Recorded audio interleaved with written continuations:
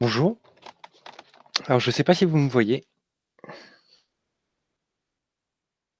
Si. Donc, il est 18 h, je vais pouvoir commencer mon live. Alors, nous sommes le 25 janvier 2018, donc je vais vous faire une présentation aujourd'hui sur comment préparer une présentation orale avec Google Slides. Pour commencer, je vais me présenter. Donc moi, je m'appelle Aurélien Va, j'ai 30 ans. Je suis ingénieur études et développement, j'ai un bac+5 en ingénierie logicielle et ça fait maintenant 6 ans que je travaille en SS2I, pour du développement web, pour des clients assez variés qui vont de la banque à l'assurance principalement et d'autres, cœurs de métier. Et ça fait aussi 2 ans maintenant que je suis mentor sur Open Classroom, principalement sur des sujets techniques, mais aussi un peu de gestion de projet et de méthodologie comme du Meurize et de l'UML. Ce que nous allons voir aujourd'hui, donc c'est l'expression orale. Qu'est-ce qui pose problème en expression orale? Alors les principaux problèmes qu'on peut rencontrer, c'est des difficultés à s'exprimer, des difficultés à synthétiser le contenu qu'on souhaite présenter, des difficultés à s'adapter au niveau technique de l'interlocuteur et beaucoup d'autres encore. Et tous ces problèmes, qu'est-ce que ça découle? Du stress, principalement. Le stress qui va gêner pour la présentation et le stress qui va augmenter les difficultés. Ce stress, faut réussir à le gérer. C'est facile à dire, mais c'est pas facile à faire, je le sais très bien. La première chose à faire, c'est de réussir à identifier les facteurs de stress. C'est un travail qui peut paraître bateau, mais en fait, c'est un peu plus compliqué qu'on pourrait l'imaginer. Alors, j'ai déjà posé la question à des élèves, des fois: «Qu'est-ce qui vous stresse en soutenance?» La première réponse que j'ai, c'est l'expression orale. J'ai du mal à parler à l'oral. Alors, moi, ce que je vais leur répondre: «Mais tous les jours, vous ne parlez pas avec votre famille, avec vos amis, avec vos connaissances? Est-ce que vous avez des problèmes à vous exprimer à l'oral dans ce cadre-là?» Non, pas vraiment. Donc c'est pas l'expression orale qui pose problème. Donc ce serait plus l'expression orale avec un inconnu. Pareil, vous croisez un inconnu dans la rue, il vous demande l'heure. Je pense que vous n'aurez pas trop de difficultés à vous exprimer, à lui donner l'heure, ou à dire bonjour à un voisin ou bref. L'expression orale avec un inconnu, c'est pas vraiment un facteur de stress. Des fois, on peut avoir aussi des élèves qui vont nous dire: «J'ai peur de ne pas valider mon projet».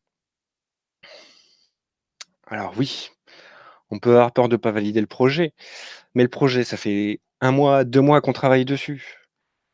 Généralement, si on arrive en soutenance, c'est que notre mentor nous l'a validé, que le travail est bon et aussi on doit être confiant de ce qu'on a fait. Sinon, on n'irait pas en soutenance, je pense. Donc tout est là pour valider le projet. La seule chose qui va faire la différence, c'est la soutenance. Alors les vrais facteurs de stress qu'on peut rencontrer, moi j'en ai identifié quelques-uns, c'est la peur de l'oubli, pour commencer.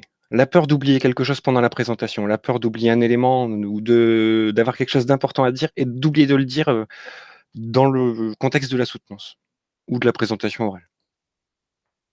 Il y a aussi la peur de se tromper d'ordre. Généralement, on essaie de présenter les éléments dans un ordre chronologique ou un ordre cohérent et il peut arriver que des fois, dans le vif du sujet, on passe d'un élément à l'autre, on en oublie un entre 2 ou on revient dessus derrière, on repasse en avant, on revient en arrière et au final, on n'a plus vraiment de cohérence dans la présentation. Il y a aussi la peur de l'inconnu. Alors l'inconnu, ça peut être beaucoup de choses, ça peut être la personne avec qui on parle, on en a parlé tout à l'heure, ça peut se gérer, mais ça peut être aussi des outils. Moi, personnellement, j'utilise Hangout pour les soutenances. Je sais que certains des élèves ne l'ont jamais utilisé et ça peut les faire stresser parce qu'ils ne l'ont jamais utilisé, ils ne savent pas comment ça va se passer. Un dernier facteur que j'ai pu identifier aussi à l'occasion, c'est le silence. Présenter quelque chose à quelqu'un et qu'il y ait un silence en face, qu'il n'y ait personne qui réponde, ça peut être stressant. Pendant 20 minutes, on peut se demander si la personne écoute et est attentive ou si elle est simplement en train de s'ennuyer et ça peut être stressant. Alors moi, ce que je vous propose, c'est des outils pour gérer ce stress. Alors, j'ai pas tous les outils pour gérer tous les stress. Ce que je vais faire, c'est que je vais vous donner des exemples par rapport à ce que je viens d'évoquer juste avant, qui vont vous aider justement à gérer ces facteurs de stress. Et une fois que ces facteurs seront gérés, il y aura moins de stress pendant la soutenance et moins de stress égale quasiment directement plus de facilité à s'exprimer et quelque chose de plus fluide au niveau de la présentation. Alors pour revenir sur les facteurs que j'ai parlé juste avant, il y a la peur de l'inconnu. Donc il y a Hangout, par exemple, comme outil, ou si c'est un autre outil qui peut être Skype ou j'en passe, et bien le plus simple, c'est de demander au mentor qui va vous faire passer la soutenance ou à la personne avec qui vous allez passer une présentation orale, avec quel outil il compte réaliser cette présentation à l'avance. Si vous le savez à l'avance, vous pouvez tester l'outil à l'avance. Si vous testez l'outil, vous le connaissez, il n'est plus inconnu. Le projet que vous allez travailler, normalement, ça fait des mois que vous travaillez dessus, il ne devrait pas vous être inconnu. N'hésitez pas pour autant à relire le sujet du projet avant de passer en soutenance. Ils peuvent être des fois très longs, avoir des détails qu'on peut oublier quand on est dans le vif du sujet. On va travailler pendant 2 mois sur un projet. Ce qu'on a fait au début, on s'en souvient plus nécessairement très bien à la fin, c'est quelque chose qu'on peut oublier. Donc c'est bien de relire l'énoncé du projet avant de commencer pour bien se remettre en tête tous les éléments et ne rien oublier. Le mentor, ça peut être quelqu'un d'inconnu aussi. Généralement, avant qu'on commence une soutenance ou une présentation orale, on peut tout simplement demander de se présenter. Le meilleur moyen, c'est de se présenter soi-même. C'est ce que j'ai fait en commençant cette présentation. Je me suis présenté, j'ai dit qui j'étais. Le fait de se présenter, l'interlocuteur va lui aussi se présenter ensuite. À partir du moment où il s'est présenté, vous savez qui c'est, ça va réduire cette peur de l'inconnu par rapport à la personne qui est en face de vous. Ensuite, on avait parlé de la peur du silence. Alors c'est quelque chose que j'ai déjà rencontré avec un élève qui était stressé par le fait que le mentor ne parlait pas. Pendant 20 minutes, le mentor ne parle pas. Il y a une solution très simple pour résoudre ce problème, c'est d'interroger l'interlocuteur. Vous présentez votre projet, vous finissez de présenter une partie précise qui correspond à un élément que vous vouliez présenter. À la fin, vous demandez: «Est-ce que vous avez tout compris? Est-ce que vous avez des questions? Est-ce que vous voulez que je passe à la suite?» Quand vous allez poser cette question, l'interlocuteur va obligatoirement réagir. Il va vous dire: «Oui, tout est bien, vous pouvez passer à la suite» ou «Non, j'ai une question, j'ai pas bien compris cet élément-là». Ça va casser le silence et ça va vous aider à vous remettre dans votre présentation. Ensuite, on a parlé de la peur de se tromper d'ordre ou la peur de l'oubli. Donc, se tromper dans l'ordre dans lequel on va présenter, oublier quelque chose qu'on devait présenter, une information, un passage, une réponse. C'est là que je vais vous proposer un outil que j'aime beaucoup, qui est Google Slide. Alors Google Slide, qu'est-ce que c'est? C'est un outil qui permet de créer des diaporamas. Alors il en existe d'autres, certains auront peut-être déjà entendu parler de PowerPoint, par exemple. Ils sont tous plus ou moins équivalents, proposent des petites fonctionnalités en plus ou en moins. Personnellement, j'utilise Google Slide, donc c'est pour ça que je vous le présente aujourd'hui. Alors Google Slide, pour vous le présenter, je vais faire très simple, je vais vous partager mon écran et je vais vous montrer ça.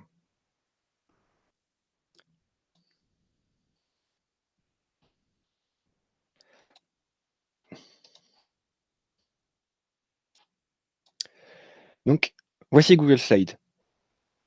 Alors pour y arriver, il suffit simplement d'aller sur Google et chercher Google Slide. Le premier lien, on arrive ici. La première chose à faire, c'est de cliquer sur le plus pour créer une nouvelle présentation. Là, on part d'une présentation vierge. Alors aujourd'hui, ce que je vais faire un petit jeu de rôle. Je vais mettre dans la peau d'un élève qui a réalisé une petite application et qui veut préparer un diaporama pour la présenter. Alors cette application, pour faire simple, c'est un petit script en JavaScript qui permet d'afficher une notification en bas à droite de la page. Ça affiche une sorte de bulle avec un message qui s'ouvre et qui peut se fermer. Donc l'élève doit préparer sa soutenance pour présenter ce projet. Alors ce projet a été réalisé pour l'entreprise Cloud Sky.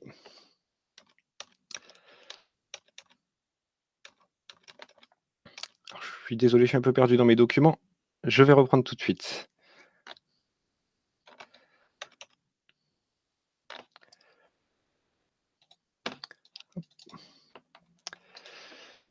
Donc, pour Cloud Sky, il a réalisé ce petit projet. La première chose qu'il va vouloir faire, c'est faire un modèle de diaporama. Parce que là, on est sur un diaporama qui est blanc, un peu sobre et qui donne pas vraiment envie. Donc ce qu'on va faire, on va cliquer sur diapositive et modifier le masque. Ici, on va pouvoir créer un thème de diaporama. L'intérêt de ce thème, c'est qu'il peut être réutilisé à l'infini pour créer des nouvelles slides, voire des nouveaux diaporamas par la suite. Donc aujourd'hui, moi, ce que je vais faire, c'est que je vais créer 3 modèles pour le diaporama. Donc le premier, ça va être une page de présentation, ça va être une page assez basique avec un petit peu de graphisme et surtout un grand titre et un petit titre. Donc Cloud Sky, ce que je vais faire pour commencer, c'est reprendre leur logo. Alors voici le logo de Cloud Sky. Je l'insère ici.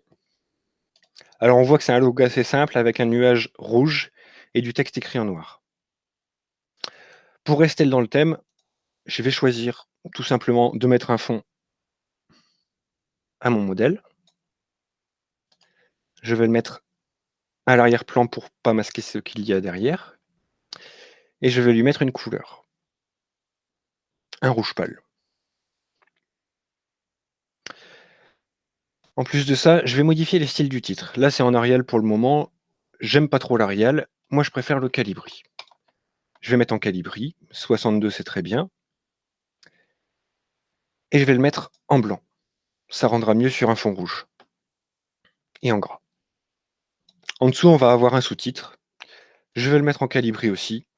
En 28 et en gris, ça me convient parfaitement. Je vais créer un deuxième modèle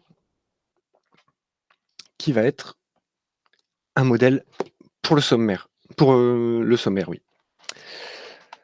Donc là, je vais rester à peu près sur le même thème toujours. Donc je vais reprendre le logo pour le mettre en bas à droite. Je vais ajouter un cadre pour le titre en haut, toujours sur la même couleur. On reste sur le même thème.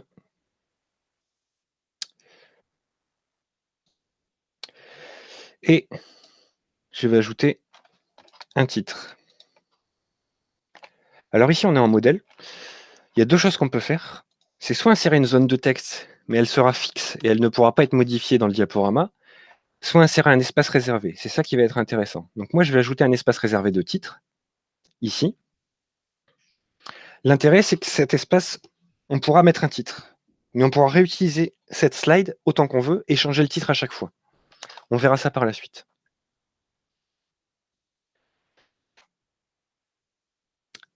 Donc ce titre, je vais le mettre lui aussi en Calibri, en blanc aussi, sur fond rouge.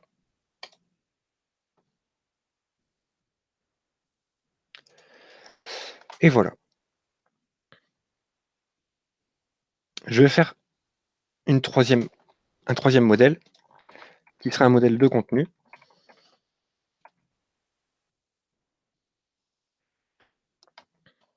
Je vais reprendre la même chose pour le titre.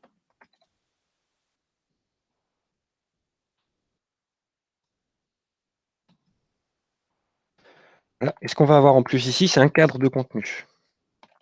Alors ça, c'est un titre que je vais supprimer. Donc ici, on a un cadre de contenu. Alors, je vais le supprimer, je vais le rajouter manuellement pour que vous voyez. Donc il suffit d'ajouter là aussi un espace réservé, mais cette fois-ci, un espace pour le corps du texte. Voilà, on a un espace de contenu. Mon modèle est prêt. Je vais pouvoir commencer mon diaporama. Donc j'ai une première slide. Ici, je vais pouvoir mettre un titre. Donc, je vais l'appeler le projet Notification JavaScript.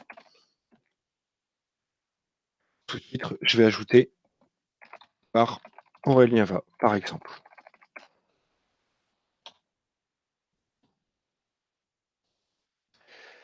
Maintenant, ce que je peux faire, c'est une nouvelle diapositive.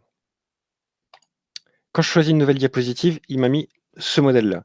Si je veux changer de modèle, il me suffit de faire un clic droit ici, appliquer la mise en page, et je vais pouvoir choisir en fait parmi les 3 que j'ai créés. Ici, ça va être une diapositive de sommaire. Donc, je vais mettre le titre sommaire. Je vais ajouter quelques cadres pour un rendu sympa pour mon sommaire. Donc, je vais les mettre en fond blanc, que ça reste assez sobre, avec un contour en noir ou en rouge pour rester dans le thème. Voilà. Un petit peu plus épais, ça me paraît bien. Je vais modifier le texte.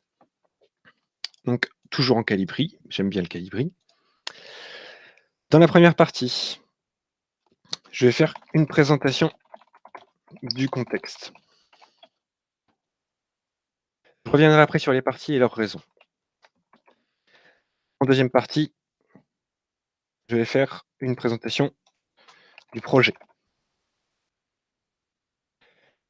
En troisième partie, je vais parler des fonctionnalités. Ensuite, je vais aborder les choix techniques.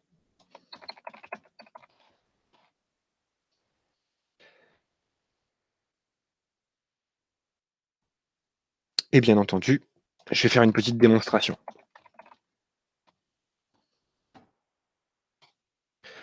Mon sommaire est prêt. On va maintenant voir ensemble les différentes parties et quel est leur intérêt. Donc je vais faire une nouvelle diapositive.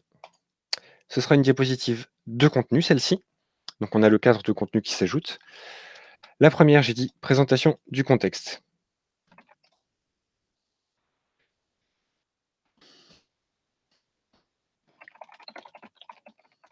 Alors pourquoi faire un rappel du contexte? Le rappel du contexte, déjà, qu'est-ce qu'il va contenir? La première chose à faire, c'est de se présenter ou de présenter l'équipe si on est une équipe à avoir travaillé dessus. Pourquoi? Parce qu'on va rencontrer des interlocuteurs qui ne vous connaissent peut-être pas nécessairement, qui ne connaissent peut-être pas non plus le travail que vous avez fait. On peut avoir, des clients qui passent d'un sujet à l'autre. On peut avoir des chefs de projet qui vont gérer 10 projets par jour et qui vont avoir 10 échanges par jour. Ils vont plus nécessairement se souvenir de qui vous êtes, qu'est-ce que vous avez fait, pourquoi vous l'avez fait. Donc c'est bien toujours de faire un petit rappel du contexte, remettre les personnes dans le contexte pour qu'elles sachent de quoi on parle, plutôt que de présenter tout et qu'à la fin la personne me dise: «Mais je pensais qu'on parlait d'autre chose, j'ai pas tout compris». On aurait perdu notre temps. Donc prendre une petite minute, faire un rappel du contexte, ça peut être quelque chose de très bien. La première chose, moi ce que j'aime bien faire, c'est mettre une photo de profil. Alors là, je suis tout seul sur ce projet, donc je vais juste mettre une photo tout seul. Alors je récupère une photo.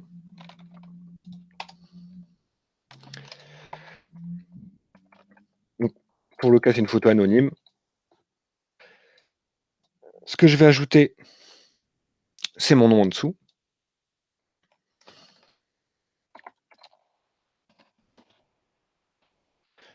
Alors là, comme je vous dis, j'ai ajouté une photo de moi. Si on est une équipe, on pourrait très bien mettre 3 photos pour les 3 personnes de l'équipe. Si on est une équipe de 100 personnes, évidemment, on va pas mettre la photo des 100 personnes.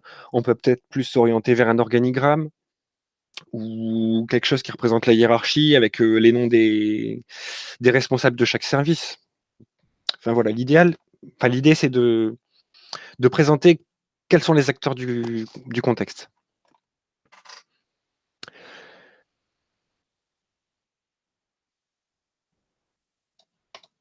Voilà. Ensuite, j'avais dit, je vais présenter le projet. Donc l'idée, toujours dans la même idée, c'est de faire un petit rappel du projet.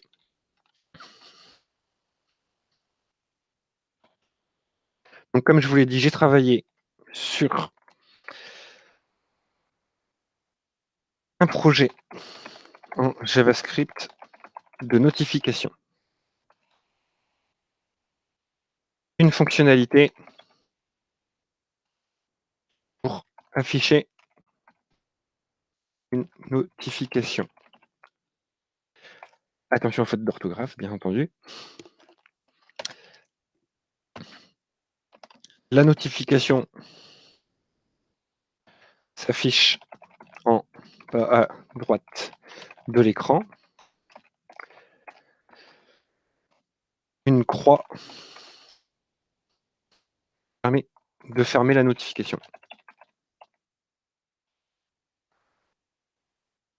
Si je vois que j'ai pas pris toute la place sur mon diaporama, je vais agrandir un peu la police.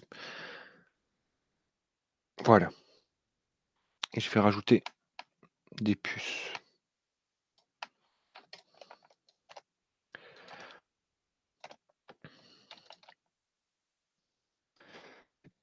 Grand.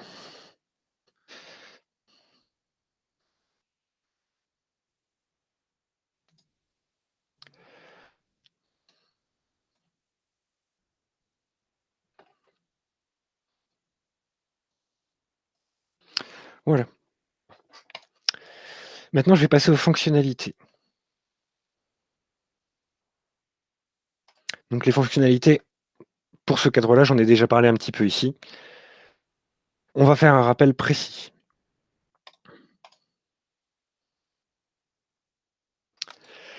Donc,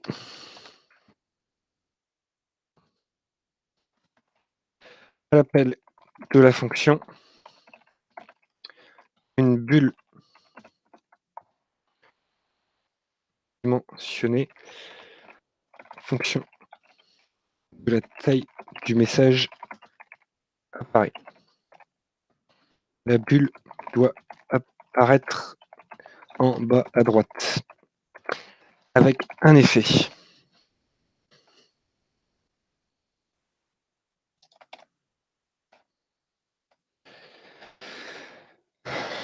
La bulle doit contenir un bouton en forme de croix. Et la bulle doit se fermer lorsque l'on clique sur la croix. En plus, que je n'avais pas précisé,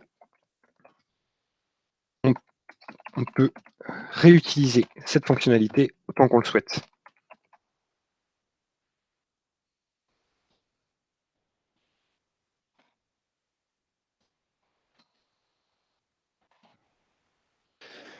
Voilà.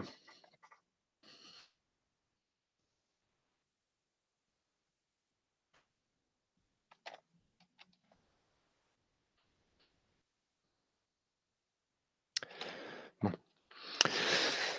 Ensuite, j'avais dit les choix techniques. Alors déjà, pour rappel, cette partie fonctionnalité, pourquoi on la présente? C'est toujours dans un souci de rappel du contexte, on est d'accord là-dessus, mais il y a quelque chose en plus qui est intéressant dans cette partie de présentation des fonctionnalités, c'est qu'on va pouvoir reformuler. Ça va servir de reformuler, ça va servir de montrer aussi au client qu'on a bien compris sa demande. On ne fait pas juste copier-coller ce que lui a demandé, ça n'apporterait rien du tout. Le fait de reformuler, en fait, on va montrer qu'on a compris et ça va permettre aussi, s'il y a eu des incompréhensions, que le client revienne tout de suite dessus en disant: «Là-dessus, on n'est pas d'accord, je pensais plutôt à ça». Ça peut arriver, le client n'est pas toujours très clair, il ne connaît pas la technique. Donc, il ne peut pas toujours s'exprimer avec les termes techniques adaptés pour vous faire comprendre ce qu'il veut. Donc cette partie fonctionnalité, pour moi, elle est très importante pour bien montrer la compréhension du sujet et éviter tous les malentendus. Donc une nouvelle diapositive maintenant pour les choix techniques. Les choix techniques, ici, ça va présenter les technologies qu'on a choisi d'utiliser ou qui ont été imposées selon le sujet. Donc ici, nous sommes sur du JavaScript.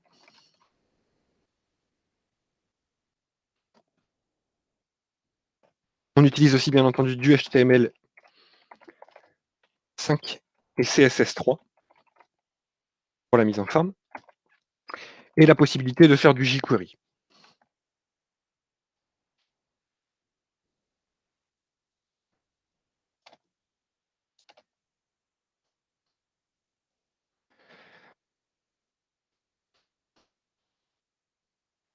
Je vais agrandir un peu la police. Ensuite, démonstration. Et bien personnellement, je vais ajouter une nouvelle diapositive. Je vais reprendre la mise en page de début. Et je vais utiliser une petite expression que j'aime bien, qui est des mots plutôt que des mots. Tout ça pour dire que expliquer, c'est bien, mais présenter, ça peut être bien aussi. Et les deux ensemble, ça permet d'avoir couvert tout le sujet. Enfin, Après la démonstration, je vais ajouter encore 2 sections. Alors, je les ai pas mis dans le sommaire, c'est volontaire. Ces sections, qu'est-ce que ça va être? Ça va être un petit bilan pour dire voilà ce que j'ai pensé du projet. Donc moi j'ai trouvé que c'était un projet très intéressant. Au niveau des technologies, on est sur de la technologie web beaucoup utilisée en ce moment. Et on est sur une fonctionnalité réutilisable, donc qui a été faite dans le cadre de ce projet, mais qui pourrait être réutilisée à volonté sur beaucoup de projets. Voilà les 3 points que j'ai trouvés très intéressants sur ce projet.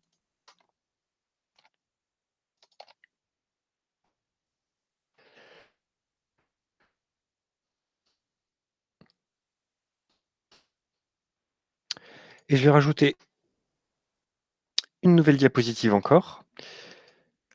Je reviens sur le premier thème, et cette fois-ci, je vais tout simplement écrire question. Vous allez me demander pourquoi la diapositive question? Eh ben, c'est un problème que j'ai déjà rencontré de nombreuses fois. On fait une présentation orale, et quand on a fini, on arrête de parler, on se regarde dans le blanc des yeux, et là, ben, la personne qui a fini de parler sait qu'elle a fini de parler, donc elle attend que la personne en face intervienne. Et la personne en face se demande si la personne est perdue dans sa présentation, si elle est en train de chercher quelque chose, ou si elle fait juste une petite pause, ou si elle a terminé. On ne sait pas vraiment. Donc des fois, ça peut faire un blanc, 30 secondes, 1 minute, assez gênant, qui peut être stressant aussi. Le simple fait de mettre une slide question à la fin, on arrive sur la slide, on dit est-ce que vous avez des questions? Au moins, là, c'est clair, la présentation est terminée, et c'est à l'interlocuteur de poser ses questions. Alors, dans cette présentation, j'ai travaillé sur pas mal d'éléments. Je pense qu'au niveau de mon contenu, j'ai tous les éléments qu'il me faut. Maintenant, je voudrais faire quelque chose d'un petit peu plus sympa. La première chose que je vais faire, je vais aller sur le sommaire, ou je vais aller sur la page d'accueil, et je vais faire ce qu'on appelle une transition.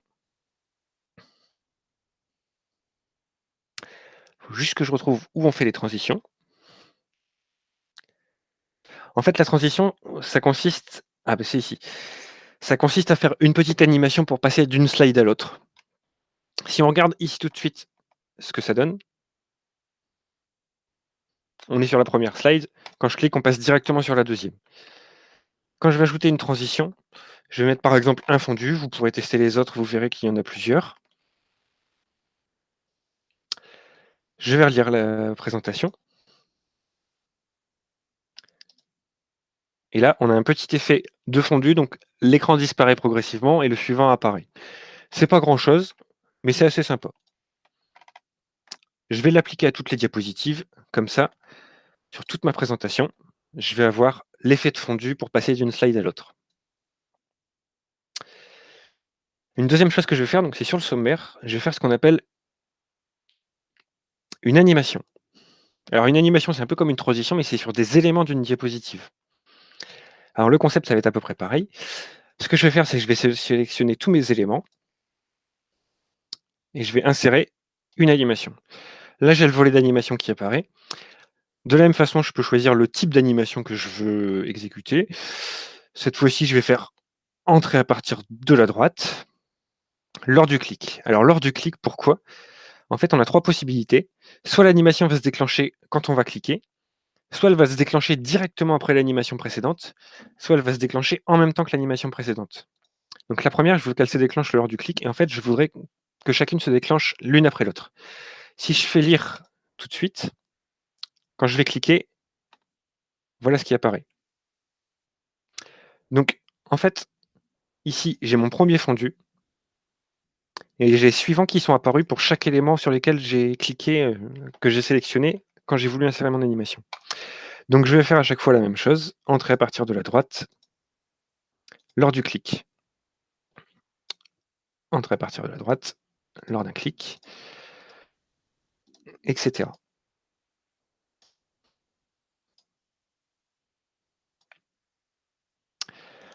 Maintenant, quand je vais lire l'animation, ce que ça va donner, je vais cliquer une fois, j'ai un premier élément qui va apparaître, je vais pouvoir le dire en même temps, qu'est-ce que c'est que cet élément? Je clique une deuxième fois, le deuxième élément apparaît, etc.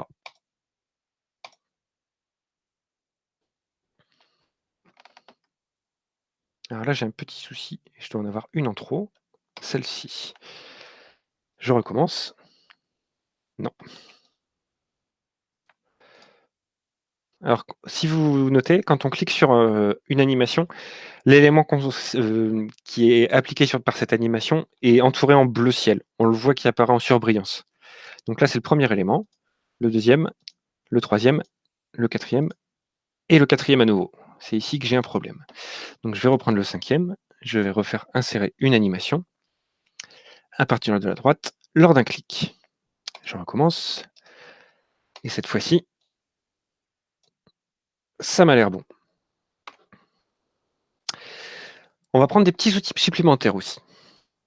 Là, ma présentation est bien, le contenu me paraît cohérent, l'affichage me paraît plutôt sympathique à regarder et les animations vont apporter un petit quelque chose en plus au fur et à mesure de la présentation.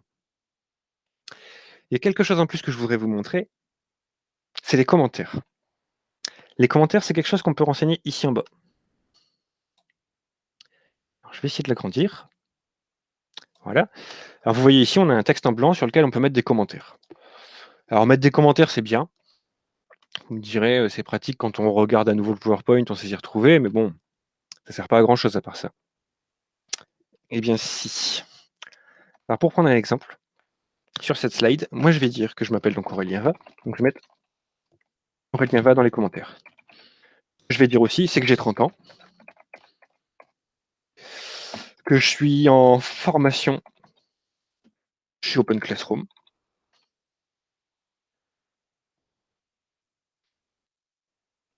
Que dire d'autre? Je pense que ça me paraît déjà bien. Je vais préciser sur les technologies web.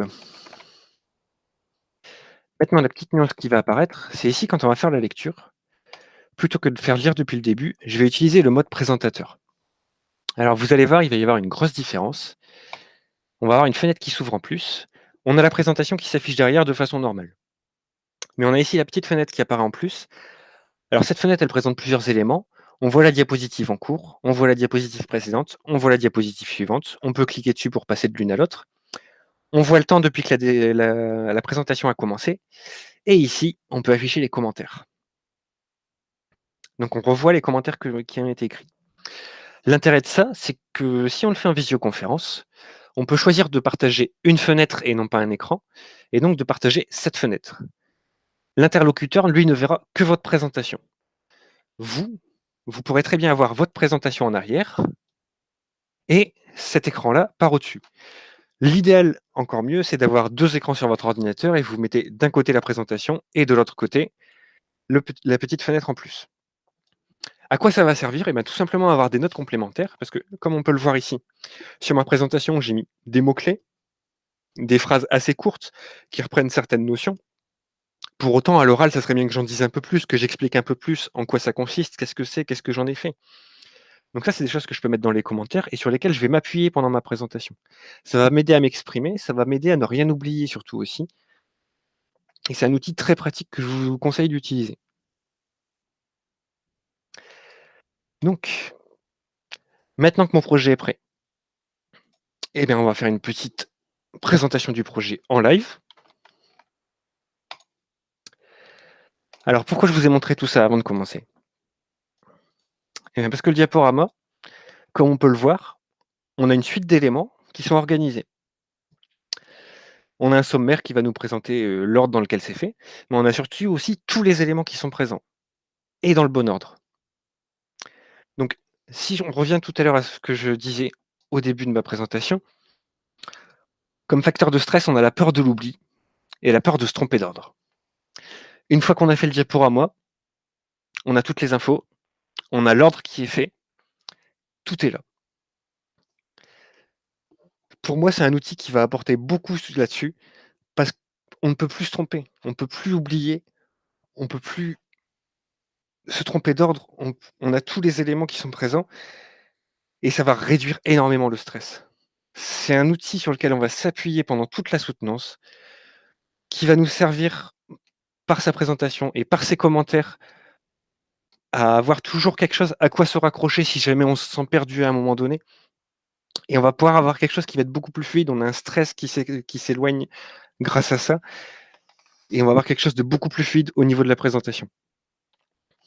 Donc, je vais vous présenter mon projet. Ça, je le garde pour moi. Je vais recommencer du début.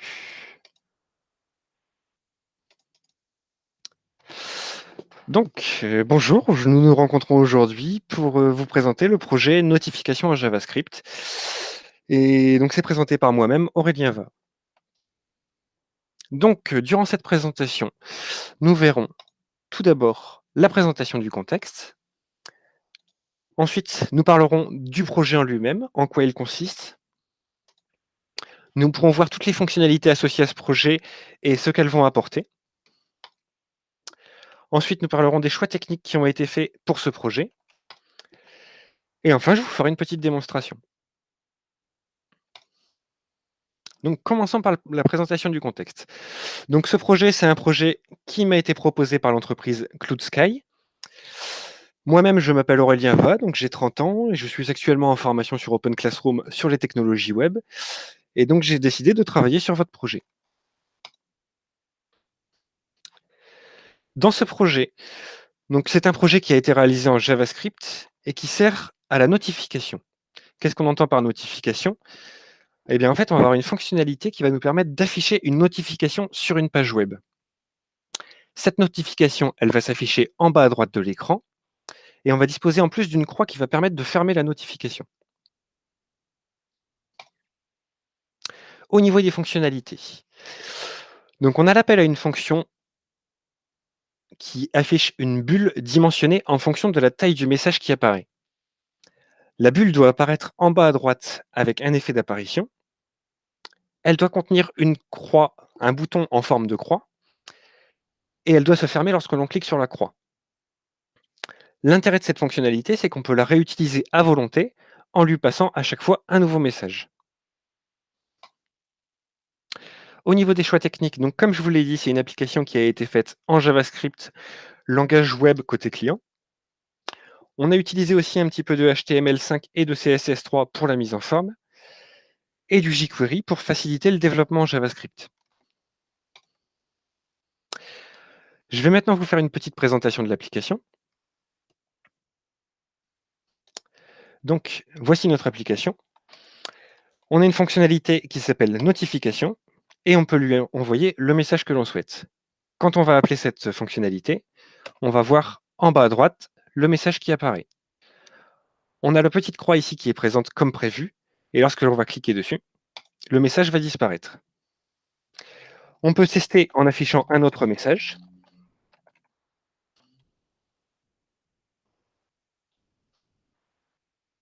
Si on envoie cette fonctionnalité, on a maintenant la bulle qui apparaît avec le message qui a été choisi et la bulle est dimensionnée en fonction du message. Repassons à la présentation. Donc le bilan sur ce projet, moi j'ai trouvé que c'était un projet très intéressant. On a pu rencontrer des technologies web, donc qui sont des technologies à la mode et de plus en plus utilisées de nos jours. Et surtout, on a une fonctionnalité qui a été développée dans le cadre de ce projet et qui va être réutilisable à volonté dans tous les projets que l'on souhaite. Si vous avez des questions, je vous laisse la parole. Voilà comment on peut présenter par exemple ce projet. Alors évidemment, la taille de ce projet, ça n'a rien à voir avec les projets que vous travaillez pour passer les soutenances. On est bien d'accord. Ici, on est sur un simple exemple de quels sont les sujets qu'il faut aborder, qu'est-ce qui est intéressant à voir. À vous de développer, à vous d'ajouter des slides, d'ajouter le contenu qui vous paraît intéressant, le contenu qui peut intéresser le client, adapter le niveau de synthèse. On est ici, comme vous avez pu le voir, sur des phrases assez courtes, pour autant j'en ai dit un peu plus à l'oral pour expliquer. Voilà tous les éléments qui vont en fait faire une bonne présentation. À vous de trouver aussi vos astuces pour améliorer ça et le perfectionner à chaque soutenance et à chaque oral que vous aurez l'occasion de passer. J'ai maintenant fini ma présentation sur la préparation de présentation à l'oral. Alors j'avais prévu un sondage pour poser des questions. Je vais aller voir tout de suite si vous avez des questions. N'hésitez pas à en ajouter si ce n'est pas encore fait. Je vais y répondre dans la mesure du possible.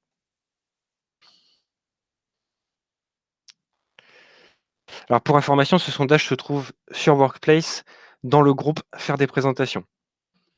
Alors j'ai déjà 2 questions qui ont été posées. Quelles sont les étapes à suivre pour bien présenter tout ce qui était fait dans le projet? Eh bien, comme on a pu le voir ensemble, c'est de penser à présenter tous les éléments du projet, pas que la réalisation. On a souvent des personnes qui n'ont pas l'habitude, qui vont venir et qui vont présenter directement ce qu'elles ont réalisé. Elles vont pas se présenter elles-mêmes, elles vont pas présenter le contexte du projet, elles vont pas faire de rappel de tout ça. Et c'est des choses qui sont très intéressantes parce que ça va permettre de remettre, comme je l'ai dit tout à l'heure, votre interlocuteur dans le contexte et aussi voir si vous-même vous avez bien compris le sujet, si vous l'avez bien interprété comme il fallait et éviter tout malentendu sur la réalisation.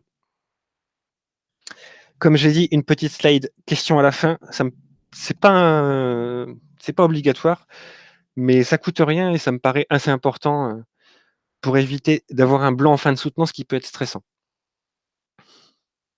Ensuite, j'ai une question, les erreurs courantes à ne pas faire lors d'une présentation? Il y en a beaucoup. Des erreurs, on peut en faire de toutes les sortes. On peut oublier des choses, on peut se tromper d'ordre, on peut bafouiller, on peut, faire un blanc.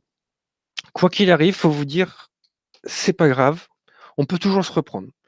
Oublier quelque chose, on dit en pleine soutenance, c'est pas grave, on dit: «Excusez-moi, j'ai oublié un élément, je vais revenir en arrière», on présente l'élément. Se tromper dans l'ordre: «Excusez-moi, je me suis trompé dans l'ordre, je voulais vous présenter ça avant», on revient en arrière, on présente.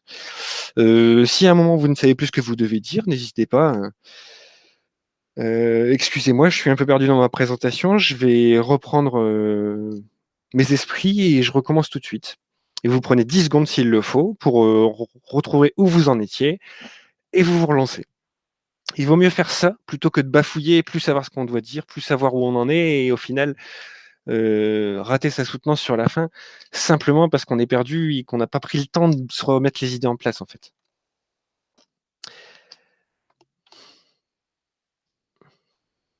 Alors je vois qu'il y a beaucoup de commentaires aussi sur le live. Je vais voir un peu si vous avez posé des questions en direct.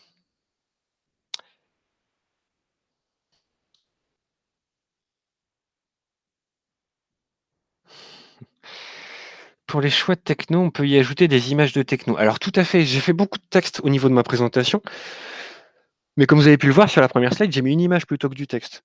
Pour les choix de techno, on peut très bien aussi mettre des images. Si vous utilisez du Symfony, vous mettez le logo Symfony, ça va des fois être plus parlant que d'écrire Symfony. Après, c'est à vous d'expliquer, voilà, on a utilisé le framework Symfony version, Intel, ou ce que vous voulez.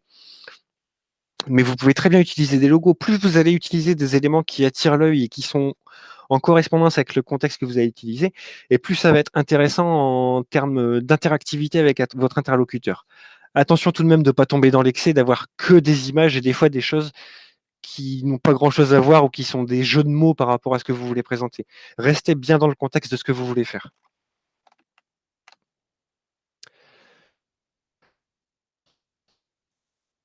Alors, quelqu'un qui dit: «Pratique les commentaires, mais ça aide pas à regarder le public dans le cas d'une présentation réelle».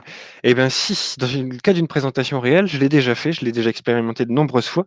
Les commentaires sont pas là pour que vous les lisiez tels quels non plus. C'est pas un script que vous venez lire mot pour mot. C'est quelque chose sur lequel vous allez vous appuyer si vous êtes perdu ou si vous voulez voir à la fin d'une slide si vous n'avez rien oublié. Généralement, quand on va être dans une présentation réelle, vous allez avoir en face de vous un ordinateur et derrière vous un vidéoprojecteur. Sur le vidéoprojecteur derrière vous, vous mettez, la présentation que vous voulez présenter et sur l'ordinateur devant vous, vous mettez en grand vos commentaires. Comme ça, vous pouvez les voir de loin. Faut pas rester fixé dessus tout le temps, sinon c'est sûr, on regarde pas les personnes. On parle avec les personnes qui sont en face de nous. Ça n'empêche pas entre 2 de jeter un œil dessus pour voir si on n'a rien oublié. Quand on va changer de slide, de toute façon, on va s'approcher de l'ordinateur pour appuyer sur une touche pour passer à la slide suivante. En même temps, on jette un coup d'œil pour voir si on n'a rien oublié. Voilà.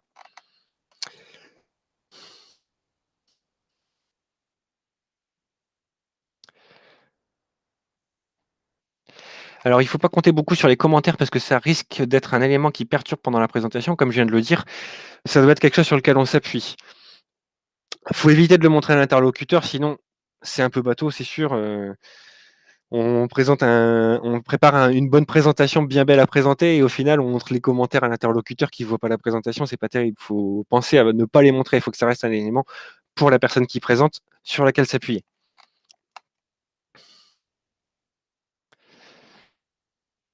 Quand on a des diagrammes UML, on les inclut dans les slides ou vaut mieux les montrer à côté pour ne pas avoir trop de slides? Bah, de toute façon, si vous allez les montrer à côté, ça fait une page en plus à afficher. Si vous les mettez dans une slide, ça fait un slide en plus à afficher. Autant le mettre dans le slide et éviter de naviguer entre les différentes applications que vous allez utiliser. Là, au moins, vous restez dans une seule application dans laquelle vous avez les diagrammes qui sont directement affichés. Après, dans le cadre de diagrammes qui sont peut-être un peu trop grands, le premier exemple qui me vient en tête, c'est le diagramme de Gantt qui peut rapidement dépasser de l'écran. Dans ce cadre-là, on peut peut-être voir, pour faire quelque chose d'un peu plus simplifié, avoir un diagramme réduit ou qui ne présente que du contenu qu'on appelle macro, on va dire, qui est plus générique. Et donc, on présente ce contenu-là dans le diaporama. Si la personne veut plus de détails quand elle pose les questions, pas hésiter à ouvrir le document pour lui montrer la version avec plus de détails. Pareil pour les diagrammes UML. Est-il possible d'exporter le diapo au format PowerPoint et autrement d'intégrer des vidéos au diapo? On peut intégrer tout ce qu'on veut. On peut intégrer des vidéos, on peut intégrer des images, on peut intégrer des graphiques depuis Sheet, qui est l'équivalent d'Excel. En fait, c'est un tableur. On peut très bien faire des tableurs dans lesquels on va mettre des données. On fait un import de graphique ici et ça va créer un graphique par rapport à ces données-là. Et l'exporter, on fait fichier et on peut télécharger au format PowerPoint, ODP, PDF, texte, JPEG, PNG, SVG. Et je crois qu'il y a même des plugins qui peuvent être installés qui permettent de télécharger dans d'autres formats. Comment on peut justifier le choix d'une techno? Il faut parler de ses avantages ou on peut faire une comparaison par rapport à une autre techno. Eh bien, pourquoi vous l'avez choisi la techno? J'imagine qu'il y a des bonnes raisons. Alors peut-être que dans des sujets, ça va vous être imposé, vous devez utiliser telle techno. Pour autant, vous allez très généralement trouver des avantages à cette techno par rapport au projet. Si vous faites un projet web et que vous avez utilisé Symfony ou PHP, vous allez dire, ben voilà, PHP, c'est une technologie pour faire du site web qui est assez pratique. Elle permet de faire beaucoup de choses. En plus de ça, on a déjà des personnes dans l'équipe qui sont experts ou qui sont confirmés sur cette technologie-là. Voilà pourquoi on l'a choisi. Il peut y avoir 50 000 raisons qui vont faire que vous avez choisi une techno. À vous de les évoquer. Après, elles sont peut-être pas toutes bonnes, elles sont peut-être pas toutes mauvaises. Le concept, c'est pas de venir justifier pourquoi la techno est bonne pour ce projet, c'est de justifier pourquoi vous l'avez choisi. C'est ça qui est important. Dans le sommaire, doit-on reprendre tous les éléments de l'énoncé? Pas nécessairement. Dans le sommaire, vous reprenez les éléments que vous allez présenter. Alors après, dans l'énoncé, généralement, on va avoir des éléments qui sont importants. S'ils sont importants, il faut les présenter. Ça me paraît logique. Après, à vous d'adapter. Peut-être qu'il va y avoir des éléments que vous allez vouloir plus mettre en avant, ou peut-être des éléments qui vont avoir des similitudes entre eux, et vous n'allez pas créer à chaque fois une partie pour chaque élément. Vous allez peut-être les regrouper dans une seule grande partie. Voilà. Sur support, conseillez-vous pour présenter son code? Alors le code, je le déconseille de le présenter sur le diaporama. C'est la seule chose que je déconseille vraiment de présenter sur le diaporama, parce que ça va avoir des inconvénients. Enfin, personnellement, je trouve que c'est plus pratique d'aller dans un éditeur de texte, un éditeur de code qui va avoir l'autocomplétion, qui va avoir la syntaxe colorée et tout ce genre de choses que vous avez l'habitude d'utiliser tous les jours. Ça va être plus pratique pour présenter, pour scroller, etc. Au niveau de la présentation du code, tant que j'y suis, il arrive souvent aussi qu'on vienne me présenter tout le code. Alors, généralement, on est fier de son code parce qu'on a travaillé des mois dessus. Est-ce que c'est vraiment utile de présenter tout le code quand on est sur une application où il y a des mois de travail? On a une présentation qui doit être synthétique, qui doit présenter l'ensemble du projet sur 20 minutes. Passer 15 minutes à présenter du code, c'est une perte de temps pendant laquelle on va peut-être pas intéresser l'interlocuteur à 100%, pendant laquelle on va peut-être se répéter parce qu'on a beaucoup de fonctionnalités qui se ressemblent. La chose la plus intéressante à faire, c'est essayer de prendre une fonctionnalité de bout en bout. Donc, par exemple, si on a une base de données, des couches d'accès aux données, on utilise du MVC avec contrôleur vue modèle, et ben on dit voilà, je vais vous présenter cette fonctionnalité-là de bout en bout. Donc, de l'appel, on redescend jusqu'à la base de données. De la base de données, on remonte par là pour revenir jusqu'au contrôleur et on l'affiche dans la vue. Et voilà, on a vu tous les éléments fondamentaux qui font l'application. On a vu toute l'architecture, hein, on a vu la façon de coder, on a vu l'indentation, on a vu les commentaires. C'est intéressant. Si la personne veut en voir plus par la suite, elle n'hésitera pas à vous demander, voilà, j'aimerais voir telle fonctionnalité, est-ce que vous pouvez me la montrer? Mais je pense pas que ce soit nécessaire de présenter tout le code lors d'une présentation. Comment présenter l'architecture du projet à l'aide du schéma? C'est à quelle étape? Oui, bah, tout à fait. Un schéma, ça peut être une très bonne idée aussi pour présenter l'architecture d'un projet avant de présenter le code. Le schéma, vous pouvez le réaliser vous-même. C'est à vous de voir, qu'est-ce qui vous paraît le plus pertinent? Il faut s'adapter aussi à l'interlocuteur que vous avez en face de vous. Si c'est un client, qui n'y connaît rien en technique, vous allez essayer de faire un schéma simplifié pour, s'adapter à son niveau et qu'il puisse comprendre à peu près comment fonctionne l'application. Si en face de vous, vous avez un expert métier qui travaille depuis 15 ans, c'est sûr, vous allez faire quelque chose de beaucoup plus détaillé avec des termes techniques, voilà. Est-ce que ce serait mieux d'avoir son slide sur une tablette pendant la présentation? Je suis pas fan des tablettes pour les présentations, parce que j'aime bien avoir 2 écrans. C'est assez pratique d'avoir 2 écrans pour avoir à gauche ce qu'on montre à la personne et à droite éventuellement d'autres documents, des commentaires ou des choses sur lesquelles on va s'appuyer. Comment savoir si une présentation est bien réussie? Et ben, si à la fin vous êtes content de ce que vous avez fait. Après, vous pouvez toujours demander généralement en fin de soutenance ou en fin de présentation orale dans un cadre pro. Tout ce que je vous ai dit, j'ai beaucoup parlé de soutenance, mais tout ce que j'ai dit, c'est valable aussi dans le cadre pro pour les présentations orales. Donc, à la fin d'une présentation, vous demandez à votre interlocuteur tout simplement: «Est-ce que vous avez compris? Est-ce que vous avez des questions? Est-ce que tout était clair?» L'interlocuteur va vous répondre si tout était clair. Mmh, généralement, c'est bon signe. Alors après, c'est généralement bon signe quand l'interlocuteur pose des questions sur ce que vous avez présenté. Parce que ça veut dire qu'il s'intéresse à ce que vous avez présenté et qu'il veut aller plus loin.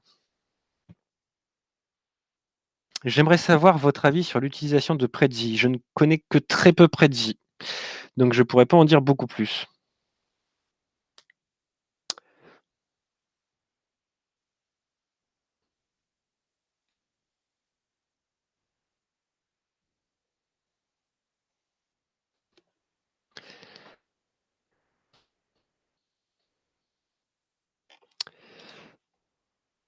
Alors, je ne sais pas si vous avez encore des questions. Alors, je vois qu'il y en a d'autres sur Workplace. Quelles sont celles pour les diagrammes UML, faut-il les montrer? Si oui, c'est à quelle étape? Bah, généralement, si vous avez un doute de l'ordre dans lequel vous allez présenter votre document, dites-vous: «Je vais le présenter dans l'ordre chronologique». Donc tout simplement, comment s'est passé le projet? Et ben, j'ai commencé par prendre en considération, enfin, pour commencer, le projet m'a été affecté, donc je vais me présenter. Le projet, j'ai lu l'énoncé et j'ai compris ce qu'il fallait demander, donc je vais faire un rappel de ce que j'ai lu et de ce qui est demandé. Ensuite, j'ai commencé par réaliser des diagrammes UML et je vais présenter mes diagrammes UML. Ensuite, j'ai fait une spec fonctionnelle, je vais présenter ma spec fonctionnelle. J'ai fait des choix techniques, je vais présenter mes choix techniques. J'ai réalisé l'application, je vais faire une démonstration. Voilà. C'est ce qui est généralement le plus logique comme ordre de présentation, dans l'ordre dans lequel vous l'avez appréhendé. Le diagramme Gantt est-il obligatoire ou peut-on s'en passer? Ça dépend du projet, ça dépend à qui vous le présentez. Si vous êtes, par exemple, développeur, vous présentez, enfin, comment dire? Vous présentez votre projet à un chef de projet purement fonctionnel qui n'y connaît rien aux techniques. Le diagramme de Gantt, ça va l'intéresser. Lui, ce qui l'intéresse, c'est la partie fonctionnelle, donc ça va l'intéresser. Si vous lui parlez technique, ça va pas vraiment l'intéresser parce qu'il s'y connaît pas. Vous pouvez effleurer le sujet, mais pas trop rentrer dans le détail. Inversement, si vous parlez à un développeur technique, vous lui présentez le Gantt, bah, le Gantt, lui, à son niveau, ça l'intéresse pas plus que ça. Lui, il voit ce que lui fait, vous lui montrez ce que vous avez fait et voilà. Il s'intéresse beaucoup plus à la technique par contre, donc vous pouvez entrer beaucoup plus sur la technique. Pareil pour un client, le client, est-ce qu'il est technique ou pas? Est-ce qu'il est fonctionnel ou pas? Est-ce que ce qui l'intéresse, c'est le budget? Est-ce que ce qui l'intéresse, c'est la date? Est-ce que ce qui l'intéresse, voilà. Faut vous adapter en fonction de qu'est-ce qui est demandé, qu'est-ce qui va intéresser mon interlocuteur.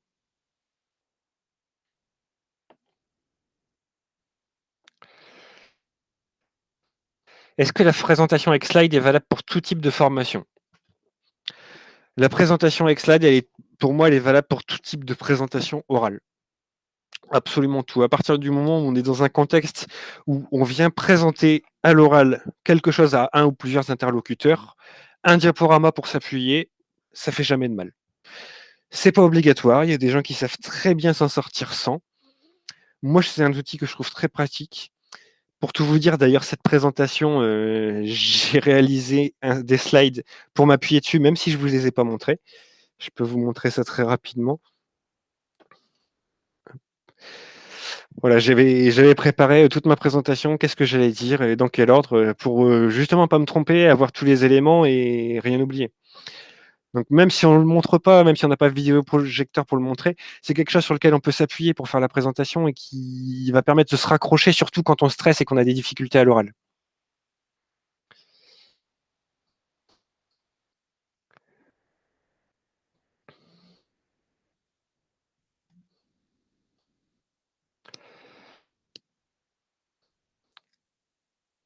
Combien de temps doit-on passer sur une slide? Le temps qu'il faut pour présenter le contenu de la slide. Alors généralement, moi j'aime bien dire, une slide, on va passer 1 à 2 minutes dessus. Si on passe plus de temps, c'est peut-être qu'il y a trop de contenu et qu'il faut séparer. Si on passe moins de temps, c'est peut-être qu'il n'y a pas grand-chose et on pourrait en rajouter si possible. Après, on va toujours avoir des exceptions. Si on montre un diagramme UML dans une slide, un diagramme de cas d'utilisation avec 50 cas d'utilisation, le présenter en 1 minute, c'est quasiment impossible. Donc c'est sûr que il va toujours y avoir des cas où on va prendre un peu plus de temps sur une slide. Après, c'est à vous aussi de vous adapter en termes de contenu et de synthèse au niveau des slides. Qu'est-ce que vous voulez présenter? Moi, ce que je vous ai montré là, c'est ma façon de faire. C'est comme moi, j'ai l'habitude de le faire. Ça ne veut pas dire que c'est la façon unique de le faire.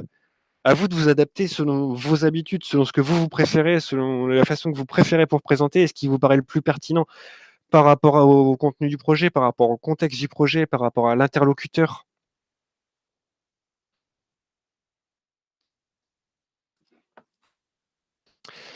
Pourra-t-on revoir ce live une fois celui-ci terminé? Tout à fait, il sera partagé sur le groupe Workplace.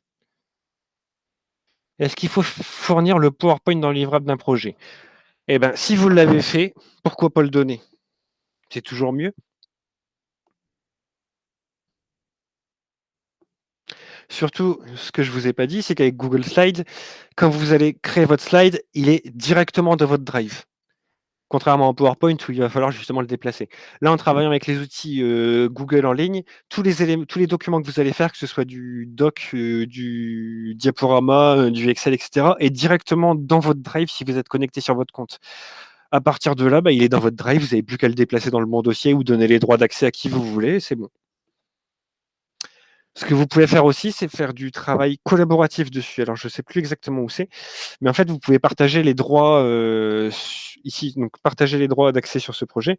Et quand vous allez partager, vous avez le choix sur les droits que vous allez donner. Donc, vous pouvez donner des droits uniquement en lecture. Vous pouvez aussi donner des droits en écriture et en modification. Donc, certaines personnes pourront simplement venir le voir, alors que d'autres personnes pourront aussi le modifier et travailler avec vous. Ça peut être pratique si vous travaillez en équipe.